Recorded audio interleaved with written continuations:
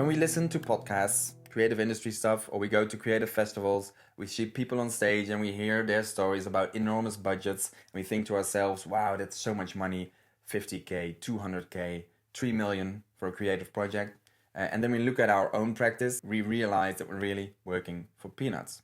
The reality is, and this is an actual fact, is that 99.9% of all businesses in the US and Europe are considered small businesses. And all of those businesses are clients for the creative industry. Almost all of us work for small businesses. The super cool project for super big clients, those are really the exceptions.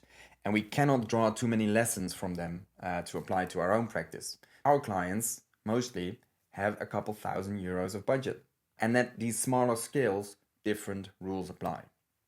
So again, the lessons and the ideas that I'm trying to share with you, they will help us in our day-to-day practice. And they might be different from the stuff that you hear from that guy that once landed an amazing job for Nike. Sure, but it's going to work for you in your day-to-day practice.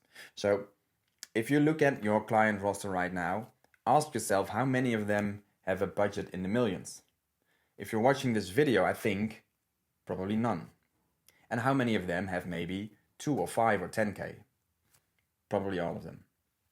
So the lessons we can learn from those amazing stories from the people who work for Google, Nike, and Apple, they are interesting and they are fun to listen at, but not all of it applies to our work. Every idea that I'm going to share with you applies to our reality, to the real clients we work with. So just keep that in mind when someone tells you a half-court shot story about how they landed Nike by just sending an email or whatever. That's a really cool story, but that's not how it works.